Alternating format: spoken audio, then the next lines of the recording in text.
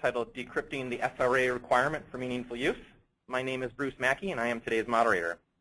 Throughout today's presentation, the lines will stay muted. If you have a question regarding today's topic, please use the chat function of the GoToWebinar interface to submit it to us. Following today's presentation, we will take time to answer as many of the questions as time permits. Within a few days, you will receive an emailed digest listing all of the questions and subsequent answers. If we are not able to answer all of the questions posed to us, please know that you will still receive an answer via the emailed digest. A PDF of today's slide deck will also be emailed to you, or it can be accessed immediately on our website, mceda.org. You can click on the Resources tab and then scroll to Webinars. You can find this slide deck and all of our past archives there as well.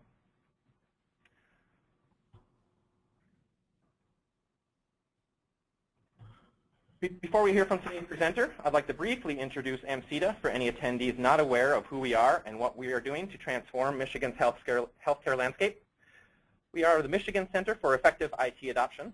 As one of 62 ONC regional extension centers founded as part of the HITECH Act and funded by ARA of 2009, we're here to help leverage health IT to support the triple aim of improving the patient experience, improving population health, and reducing costs by achieving these 5 overall performance goals: improve quality, safety, and efficiency, engage patients and families, improve care coordination, improve population and public health, and ensure privacy and security protections. It's this last one, of course, that Andy will be discussing today.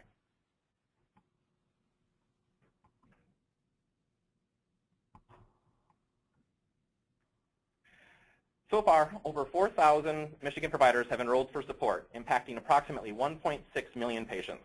The vast majority of these providers are now live on many different EHR products, and over 2,500 of them have attested to meaningful use under our expert guidance. Over a quarter of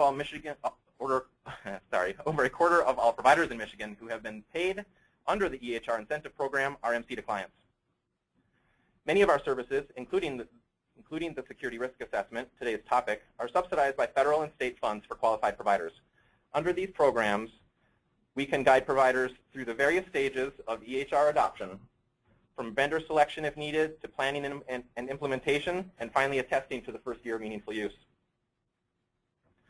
Whether subsidized or not, our service line includes meaningful use support all years, all stages, but it can also stand alone as its own service. Targeted process optimization, a service based in lean principles that assists practices in identifying and prioritizing potential improvement opportunities in core areas such as patient flow, scheduling, referral management, test tracking, etc. And if you just need help attesting to meaningful use, or if you've already attested but would like some assurance that you've dotted all the I's and crossed all the T's in the event of an audit, we can help. With that, I'd like to turn things over to Andy Petrovich, MCEDA's Health IT Security Specialist, who will help us decrypt the SRA. Andy? Thank you, Bruce. Good afternoon, everyone, and thank you for tuning in. There's a lot of information and misinformation about security risk assessments and the HIPAA security rule out there, so it's our goal to help you sort through it all by giving an overview of the SRA requirements and what steps need to be taken for an SRA. There's a lot more information than we can cover in an hour, so we recommend that you seek as much knowledge as you can, and we'll point you in the direction of some good resources at the end of the presentation. Risk is something that we all have a sense of.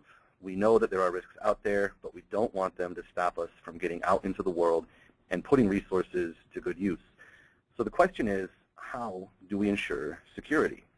Well, it's a complicated process, but the first step is awareness.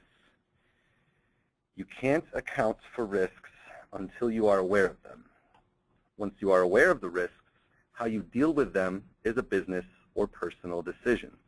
But the first step has to be awareness. And the purpose of a security risk assessment is to create awareness. For example, this picture changes a lot once that shark is in the picture. The purpose of this webinar is also to raise awareness. So let's start with the big picture. The HIPAA security rule is one part of a much larger piece of legislation.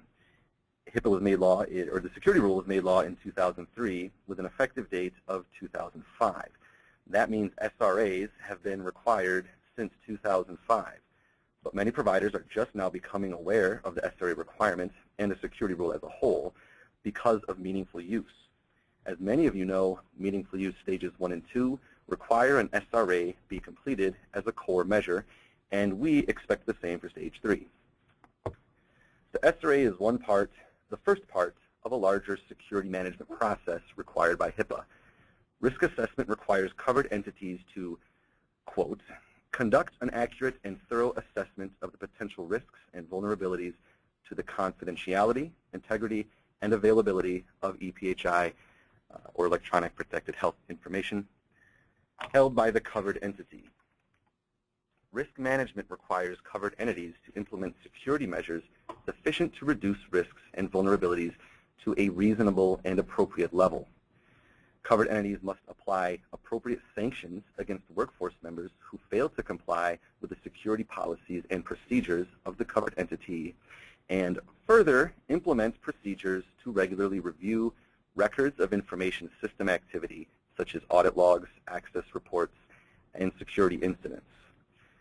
One thing to keep in mind is that SRA documentation is always requested during a breach investigation, so make sure you document everything you're doing. You're doing the work, make sure you get credit for it.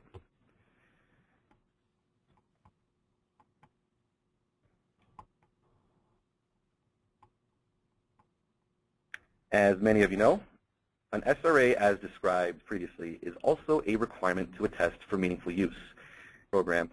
However, while meaningful use requires an SRA be completed prior to attestation, the HIPAA security rule is broader, and in order to achieve compliance, you will need to address and meet all of its requirements, patient and family engagement, and other measures. For example, patients who are confident in a practice's information security will be more. While the SRA requirement is a very small piece of the overall security rule, it's raised a number of questions. To help clarify what an SRA needs to be, the Department of Health and Human Services Office for Civil Rights, or OCR, has issued guidance on risk assessments. They're outlined here. The scope of the risk assessment must include all EPHI in an organization, not just your electronic health record. The data that you collect and methods of collection must be documented. You must identify and document anticipated threats and vulnerabilities to EPHI. You must assess current security measures in place to protect EPHI and assess the likelihood of a threat occurrence and the potential impact of a threat occurrence. From these, you determine your level of risk for each vulnerability and document your complete risk analysis. The final step is periodic review and update. An SRA is not a one and done. It is a living, breathing part of your organization. Now, there's no one way to do an SRA, but every method must meet these objectives. Okay, now we know a little bit about the rules, but why are all these regulations in place? Well, it's because bad things happen to patients' personal information, and there are serious adverse consequences for the consumers affected. The rules are designed to spread the adverse consequences of a data breach to all parties that can affect a positive or negative outcome. And here, for your viewing pleasure, are the top 10 most common bad things that happen related to privacy and security of patient information. Number 10 on the list, incomplete HIPAA authorization forms. Before releasing any information to outside parties, it is imperative that you double and triple check to ensure that authorizations are completed from top to bottom. The form should clearly list the patient's name, the party or parties to whom information may be released, with specific aspects of their medical records which specific aspects can be released, and the date through which the authorization is valid. Number 9, exclusion of a right to revoke clause. Your patients have the right to revoke their HIPAA authorizations, and this right should be clearly stated on the HIPAA form, lest the authorization become invalid. Number 8, failure to establish contracts with business associates. The Omnibus Final Rule has extended the umbrella under which an entity's business associates may fall. Should your business employ any outside party to handle, process, or transmit PHI, you must establish a contract with the agency. And that contract, in your contract, the business associates must agree to comply with HIPAA regulations, including the security risk assessment. Number 7, release of information after the authorization period has expired. Insist that your staff take the time to verify the expiration dates on all HIPAA authorizations each time that a release of information request comes through. Although everything else may appear to be in order, if the request for information comes in after the expiration date, a new authorization form will need to be completed. Number 6 is errors in paper file storage and disposal. Some of the most common HIPAA violations occur as a result of human error. It's all too easy for an administrator to incorrectly file a patient's records or mistakenly discard a private document without shredding it. Breaches like these can be avoided by switching to an electronic filing database. Number 5, the number 1 privacy rule violation, failure to release patient information in a timely manner. Another addition to the Omnibus Final Rule is the requirement of medical facilities to release electronic copies of medical records to patients upon request. Should your facility be unable to respond to the request in a timely manner, you could be fined. Number 4, computer hacking. A couple years ago, in 2012, the Utah Department of Health confirmed that a server with a PHI of more than 780,000 patients had been hacked into, leaking addresses, birth dates, social security numbers, diagnosis codes, and more. Encryption, firewalls, and other security measures are key to protecting electronic information. Number 3, the loss of backup disks or portable drives. An Atlanta-based hospital system has placed 10 backup disks storing the PHI of over 315,000 patients. Accountability logs and thorough records should be kept when dealing with backup disks, and any thumbnail drives should be password protected and encrypted. Number 2, employees inappropriately accessing, using, or transmitting PHI.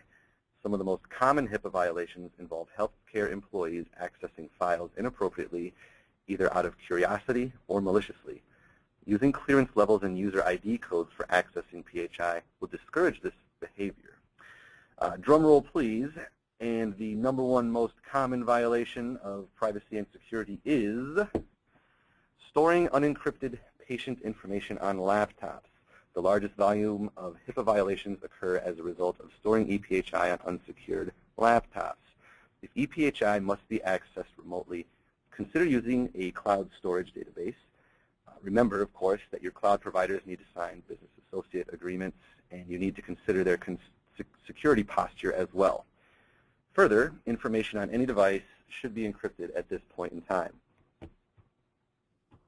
Notice how many of these can be controlled directly by an organization. Only number 4 is explicitly due to outsider activity. Conversations about information security usually revolve around compliance, and rightly so. You want to be on the right side of the law. But regulations are in place for a reason, so let's take some more time to discuss information security and its broader implications, starting with patient safety. If your credit card is stolen or fraudulently used, your bank can often replenish lost funds within a few hours. Stolen identity information, on the other hand, can affect patients' reputations, credit scores, and even taxes. Hundreds of fraudulent tax returns have been filed based on information that was lost or stolen in this year alone. As you can see, millions of people are affected every year by loss of personal information, and the costs can be substantial.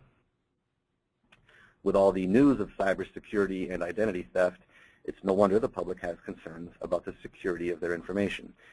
81% of patients are concerned about privacy and security of EHR, and 60% of patients believe that EHR use will increase loss of information. In healthcare, one service we offer is giving patients peace of mind.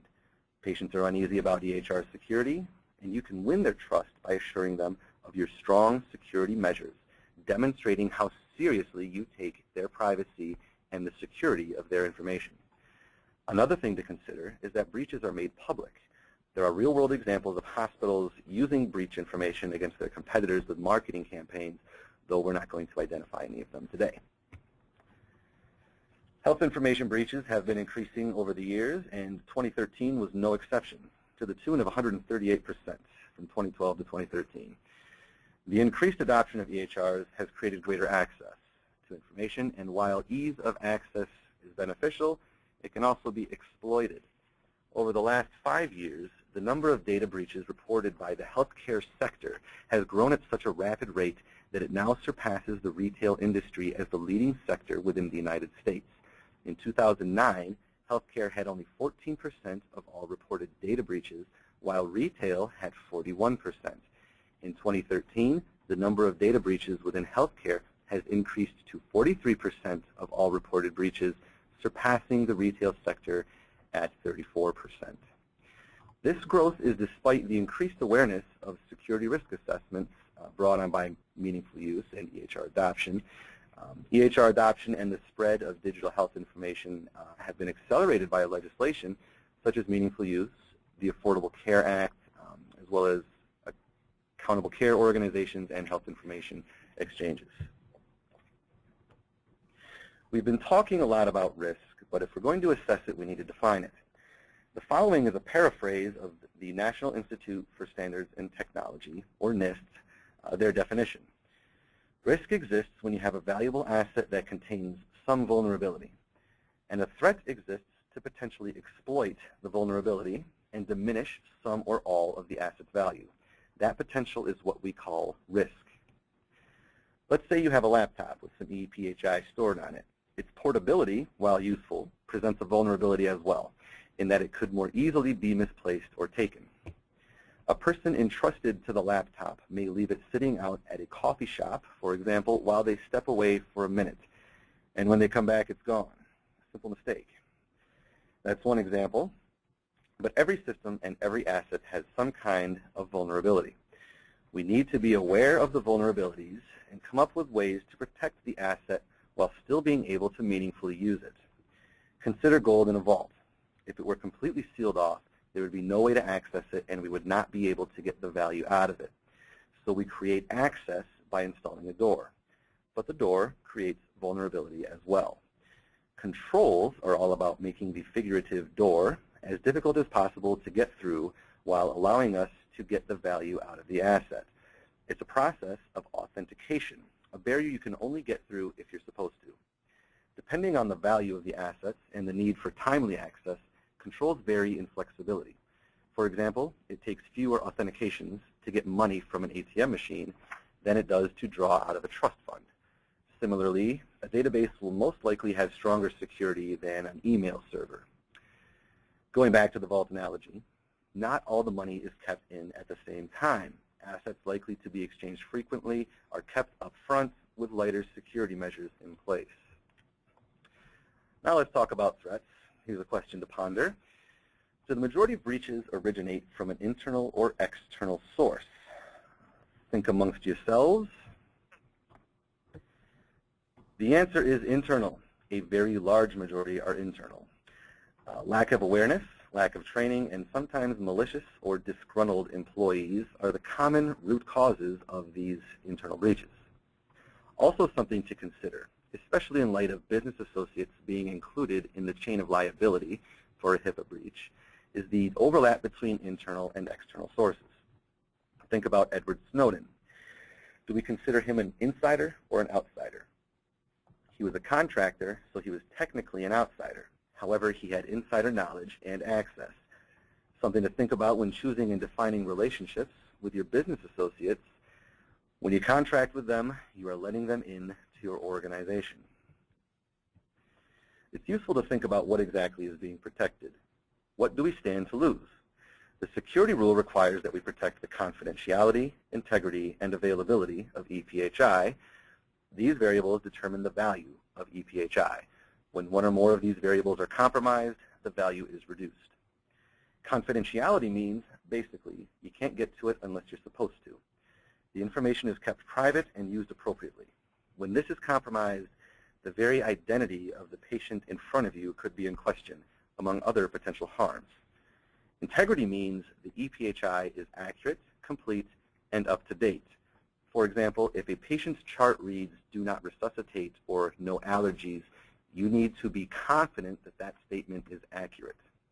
Availability means that the ePHI can be accessed when needed.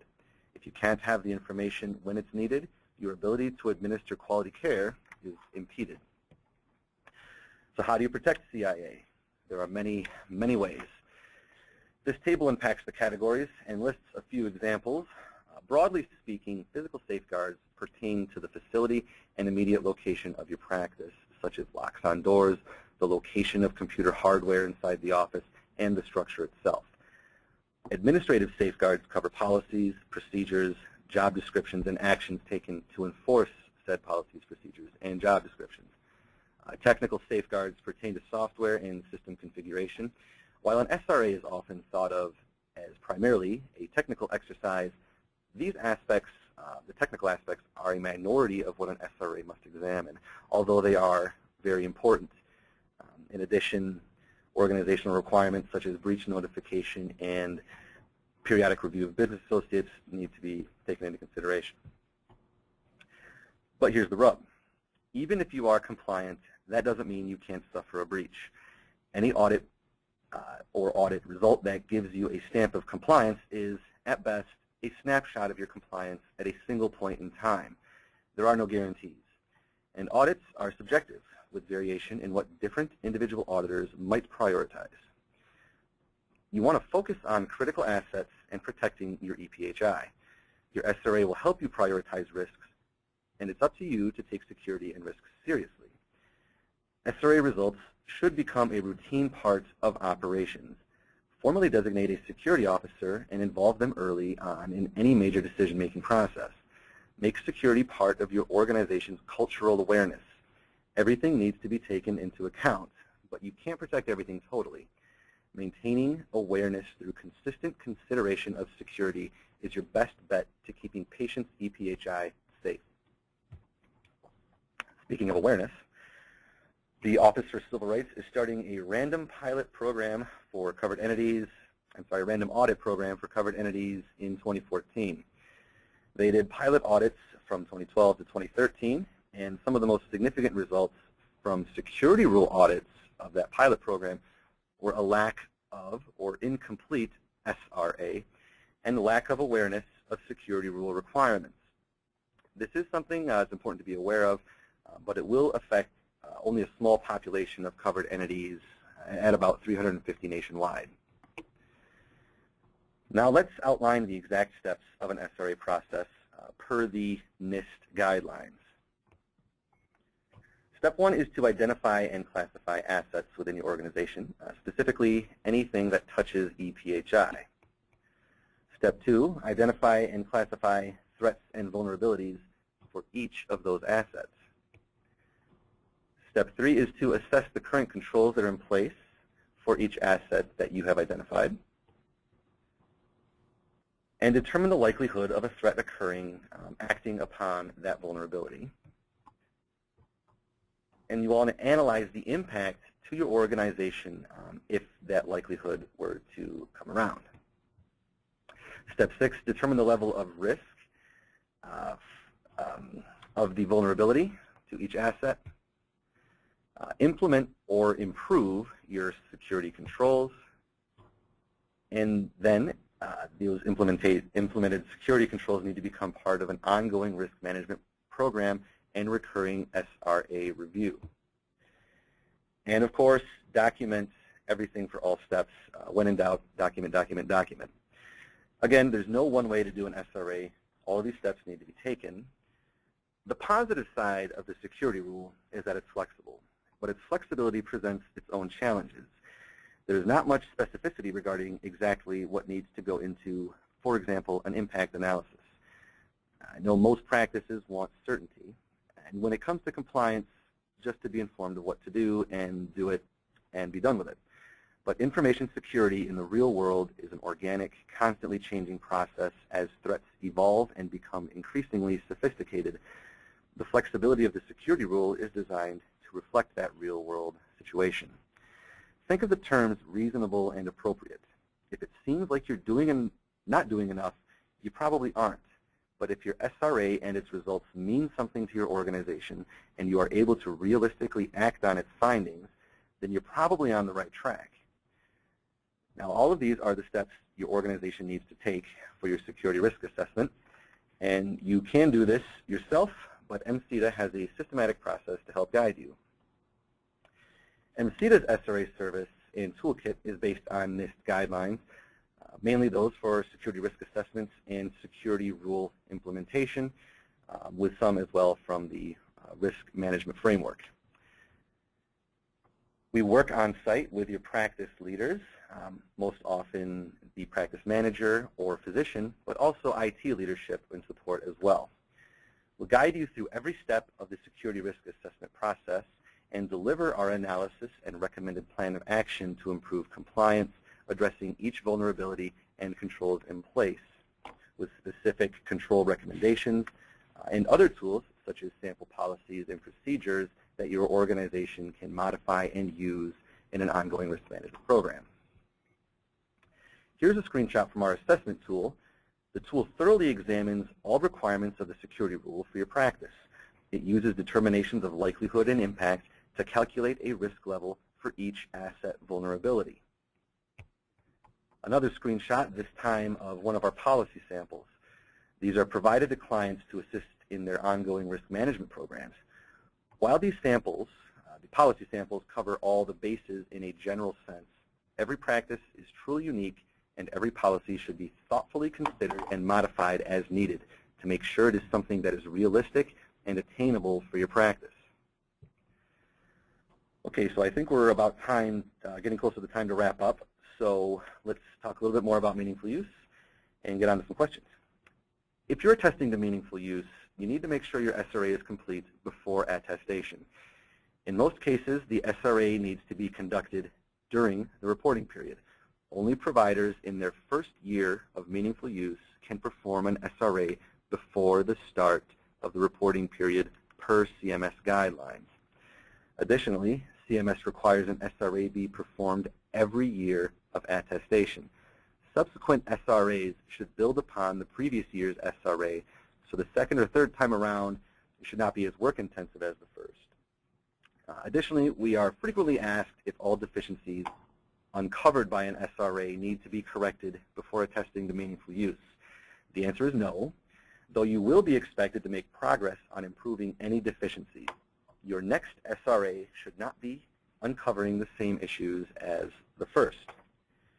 If you've already done an SRA for 2014 prior to the beginning of your reporting period or your adoption of 2014 certified electronic technology, we strongly advise you to redo your SRA during the reporting period in order to legitimately attest to meaningful use. But keep in mind as well that your first SRA will be more intensive than your second.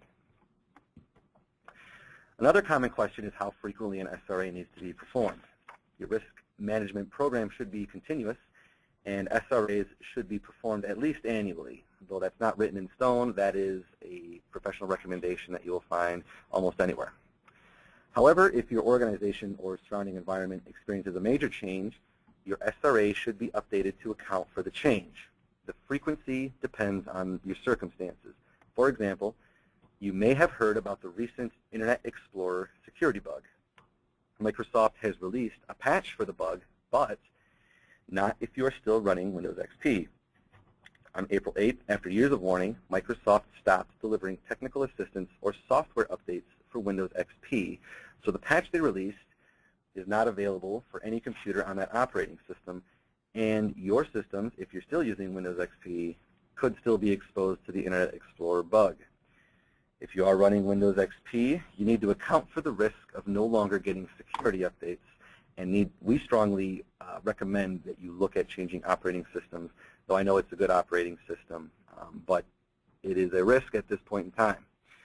Once you complete the change, you should also update your SRA to reflect the new operating system and its reduced level of risk. Similarly, if you make a significant update to your EHR, not necessarily every update needs to be taken into consideration, but for example, if you update to 2014 certified technology instead of 2011, you should account for changes in your SRA. All right, in conclusion, security risk assessments required for compliance with HIPAA and meaningful use. Risk and regulatory oversight are increasing, so it's increasingly important for you to take security risk seriously. Practices are expected to take compliance seriously and put forth a good faith effort. What's required? Hard work, diligence, and integrity. And an SRA is the first step of a continuous, comprehensive risk management program that will benefit your patients and your practice. These are some resources that you can use for further reading. In the PDF version of the slides that we're distributing, these are hyperlinks, so you can click on them to go right to the resource that's being listed. And that concludes the presentation. At this time, I'd like to open the floor for any questions you might have. All right, thank you, Andy.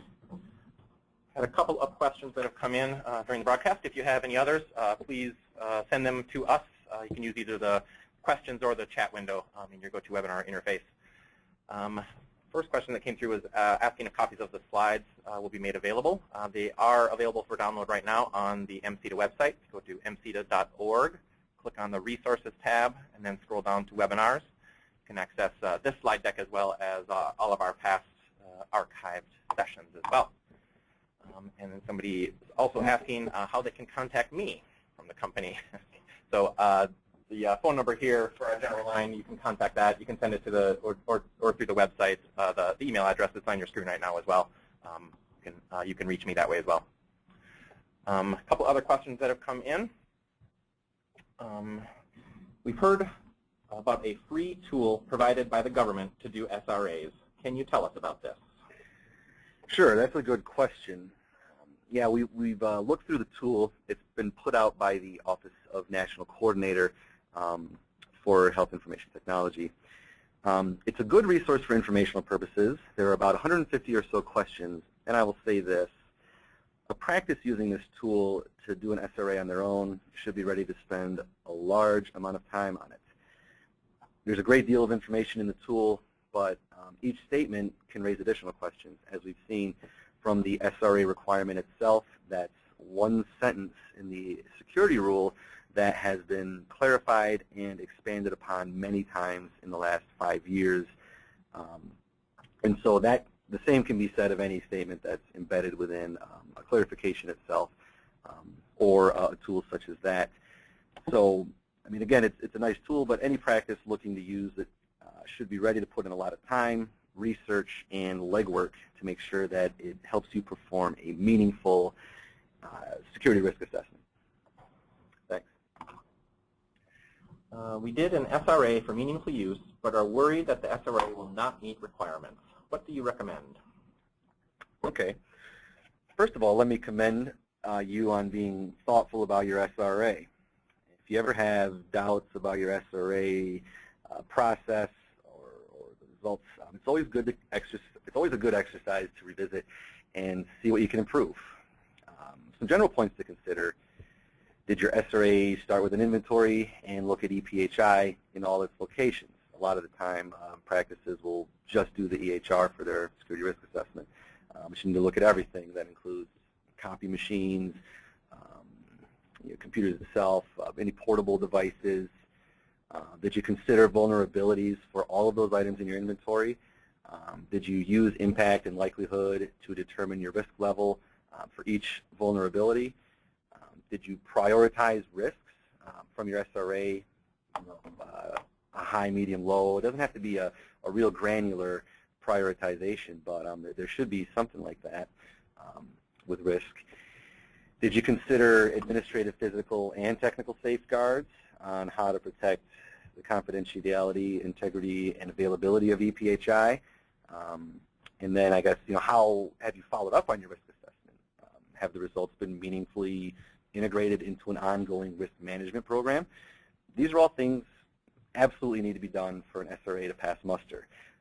And of course, if you'd like to give us a call, we would be happy to have a conversation on how we might be able to help you. All right. Thanks, Andy. I have looked through HIPAA and some of the requirements, and some of them are labeled required, and some are labeled addressable. Do I still have to do these? The addressable, okay. Yeah, that's a good question. That's another common one we get a lot. An implementation specification, there are a number of them in the security rule, and yes, some are labeled required, some are labeled addressable. Addressable should not be considered optional. An addressable specification still requires a lot of legwork. You'll have to thoroughly document your justification for why you don't think the specification should apply to your practice. and then you need to propose a formal plan for an alternative specification because you still need to meet the letter of the law, or the spirit of the law, if not the letter. And in many cases, it's more work than just meeting the specification in the first place. So the addressable is really in there.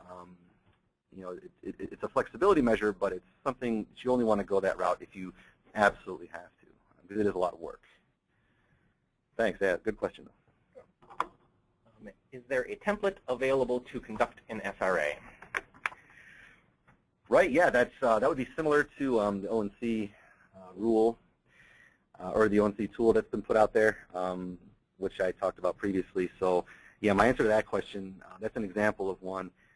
Again, any template that's out there, though, you'll want to make sure that you really understand the context of each statement that's in there, because there's a lot of clarification that may be required. So, you know, with MCEDA, when we're in your practice helping guide you through the process, we're able to provide that clarification because we've performed hundreds of SRAs around the state, and we're able to bring our background, our experience, and the experience of other practices to the table. But yeah, there's a lot of information out there, and if you read through the resources linked at the end of the presentation, those will also outline what an SRA needs to look like. I hope that answers the question. Thanks, Andy. This one I think is more of a comment than a question. It says the Internet Explorer patch was updated for units with XP per Microsoft, even though support was discontinued. Well, good. All right, that must have come out recently then, and my apologies for not having the most up-to-date information in the PowerPoint. Yeah, I think I saw something within the last couple of days. They put something on that. But it's still a good idea in general to really look at your operating system and consider updating it. When Homeland Security is issuing a statement saying don't use XP computers, I think that's or the Internet Explorer. Yeah, the Internet Explorer. Yeah. I think that's yeah, it was a serious bug. Serious bug for sure. Next question. MCEDA assisted us with the initial assessment. Is MCEDA available for consultation for subsequent reviews? Absolutely. We're always looking at how we can help practices meet their evolving security needs, and I would encourage you to please contact us, and we'll have that conversation. All right, next question. What if you're a provider in concierge medicine who doesn't participate in meaningful use? What are the SRA or PRA requirements under DSS High-Tech Act statute, since the provider is not attesting to meaningful use? Okay, yeah, that's a good question. The covered entities, basically anybody who electronically bills, everyone who qualifies as a covered entity is still required to perform a security risk assessment. Meaningful use doesn't fundamentally change what the security risk assessment needs to look like. It's just drawing attention to the requirement. So really all the information that we've gone over, apart from the meaningful use attestation details, would still apply to a practice. And that said, you know, depending on the size of the practice, that's part of the reason why HIPAA is flexible, is every practice is different, every situation is different. So depending on how many patients you see, how many locations you have, staff, level of technology that's being used, these are all things that vary and will require the SRA to account for those variables. Okay. Does a laptop need encryption software if the EMR program is accessed over the internet? The HPI is not stored on the laptop hard drive. It is hosted elsewhere by the EMR company. That's a good question. You'll want to make sure that data is being encrypted in transit, but it's also a good idea for it to be encrypted on the computer. I would encourage encryption at all levels. Technically, encryption is an addressable requirement, but you know, at this point in the game, it is something that's not terribly expensive, it's not terribly complicated, and you want to make sure that you are doing as much to protect the information as you can. So it may not be required, but it's still something I would strongly recommend encrypting your laptop, even with a cloud provider. Okay. A couple more questions. Do you work with any practices not located in Michigan? Not at this point in time, but we are, like I said, certainly open to having a discussion and seeing what we can do. The HIPAA law is federal. Each state has has to comply with it. Now each state can also have more specific regulations for protection of identity, information security, and privacy. Michigan's doesn't really go above and beyond what HIPAA does, so it really depends on the state. But otherwise, the requirements are pretty generalizable, and you just need to look at what other requirements sit on top of it from state to state, and that would just be part of the conversation. Yeah, I think we'd be happy to help anyone wherever they are. Follow-up question from the same person. If you don't work with non-Michigan practices, do you partner with anyone in Illinois? Other than the other RECs that we partner with, I don't think we have any exclusive partnerships with anyone in Illinois. But that said, like we said previously, we'd be happy to help folks wherever and whenever we can. Sure, and yeah, there are we'd be happy to have that conversation. The REC, or the like Bruce was talking about, the Regional Extension Center model is nationwide. There are RECs in every state. Some states have multiple RECs, and it is a collaborative partnership. We communicate broadly across all the different RECs. In the past, I would certainly encourage you to reach out to your REC in your state, and I certainly think that would be a fine thing to do. But at this point in the Meaningful Use program, different RECs are at different points in their life cycle, so to speak. So we are continuing to do SRAs. I don't know if the Illinois RECs are. So just something to think about. All right, one more question that's come in. What are the fees for MCEDA to help my practice with HIPAA? That's a good question, and I would encourage you to just have a conversation with us. We can work out a customized proposal. The base rate is $2,500, but that can be modified based on the specific requirements of your practice. Depending on how much assistance you're looking for when it comes to your risk management program, we can go up, and we can also offer discounts depending on what point in time you contact us. All right, I think that is all the questions. Oh, we had one more pop in. All right. Did you say that CMS requires an SRA prior to qualifying for meaningful use and then annually thereafter? Good question. Let me clarify that a little further. You have to perform the SRA prior to attesting to meaningful use. You don't need to perform the SRA prior to starting your reporting period or registering for the meaningful use program. Now, you can have conducted the SRA prior to starting your reporting period if it's your first year of meaningful use. Subsequent years of meaningful use, for example, if you're in stage 1, year 2, or stage 2, the requirement says it needs to be done during the reporting period. That said, if you did an SRA prior, you can update it, and it doesn't have to be as thorough as the initial SRA. But you need to have conducted a SRA during the reporting period, but it doesn't need to happen before you can register or qualify. It does need to happen before you attest. Lots of good questions coming in. I got another one. Can an SRA be generated now for a point of time in the recent past? Our practice has undergone numerous significant changes in personnel, et cetera, so an SRA was not done timely. Okay. Yeah, I mean, if you did an SRA previous to all the changes that you mentioned there, ideally, with each major change, you would be considering the security aspect of that change and how it incorporates into your SRA as a whole. Realistically, if you're dealing with rapid-fire changes, you may not be able to get to all of them in the most timely manner. But, I mean, like I said, there's no time like the present. If you're ever in doubt about your SRA process, go back and take a look at it and account for those changes as you're able. Make it a priority. It certainly won't guarantee compliance. For example, if all these changes occurred during your reporting period and you get audited, there's no real guarantee that your SRA is going to pass muster. But if you're able to demonstrate a good faith effort, if you're able to demonstrate that you're taking it seriously by doing an SRA When you become aware of the need to do one, that will help your case. That's the best I can offer, unfortunately.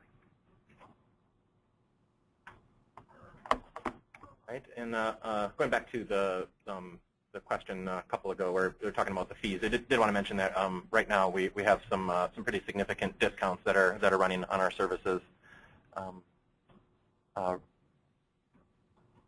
Yeah, so just give us a call and we can discuss your particular situation. All right, I don't see any other questions coming in. Thank you all for sending those questions. You have some really great questions for us. So thank you all again for attending today's webinar on the security risk assessment, and thank you, Andy, for sharing your helpful insights and in-depth knowledge on this vital aspect of health IT. A recording of this webinar will be posted to the MCEDA website in the next few days. We hope everyone enjoyed their time with us today, and we hope to see you all again for our next presentation in our monthly webinar series.